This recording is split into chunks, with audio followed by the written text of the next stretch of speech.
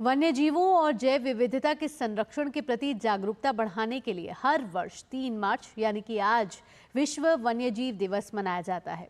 इस दिन को मनाने का मुख्य उद्देश्य पर्यावरण संतुलन बनाए रखने, वन्य जीवों की सुरक्षा सुनिश्चित करने और उनके संरक्षण की दिशा में काम करना है। विश्व वन्यजीव दिवस हमें इस बात की याद दिलाता है कि वन्यजीव केवल प्रकृति का हिस्सा नहीं है, बल्कि हमारे जीवन के लिए भी अनमोल है। इस वर्ष विश्व वन्यजीव दिवस की थीम वन्यजीव संरक्षण, वित्त, लोगों और गृह में निवेश है। गौरतलब है कि विश्व वन्यजीव दिवस मनाने की घोषणा 20 दिसंबर 2013 को संयुक्त राष्ट्र महासभा ने की थी।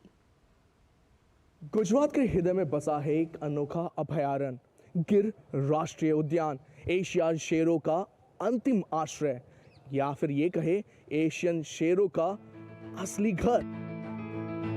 विश्व वन्यजीव दिवस हमारे ग्रह की समृद्ध जैव विविधता का उत्सव मनाने और संरक्षण के प्रति हमारी प्रतिबद्धता की पुष्टि करने का दिन।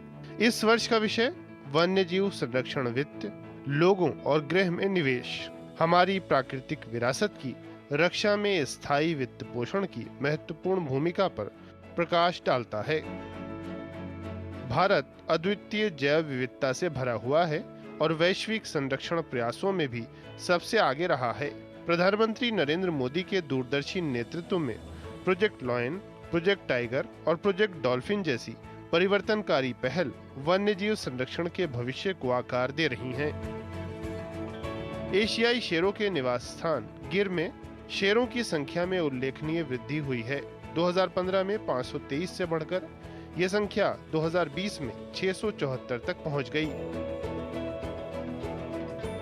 शेर और स्थानीय समुदाय सह अस्तित्व में रहें, इसके लिए कई कदम उठाए गए हैं, जिसमें नए बीट गार्ड, त्वरित प्रतिक्रिया बचाव वाहन और आवास संरक्षण उपाय शामिल हैं। शेरों के लिए दूसरे घर के रूप में बरदा वन्यजीव अभयारण्य का विस्तार सतत संरक्षण में एक नया अध्याय है।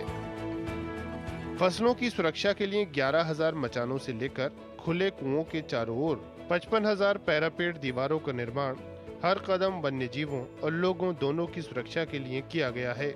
यहाँ तक कि रेल सुरक्षा प्रोटोकॉल को भी मजबूत किया गया है ताकि दुर्घटनाओं को रोका जा सके। विश्व वन्य जीवन दिवस के मौके पर आइए प्रण ले कि हम अपनी प्रकृति और वन्य जीवों की रक्षा करेंगे, पर्यावरण का संतुलन बनाए रखेंगे और आने वाली पीढ़ियों के लिए एक हरित भविष्य का निर्माण करेंगे। क्योंकि प्रकृति सुरक्षित रहेगी तो हमारा अस्तित्व भी सुरक्षित रहेगा। क्या पसंद शिव के साथ मैं तापस भट्टाचार्य, दूरदर्शन समाचार, गिर नेशनल पार्क, गुजरात से।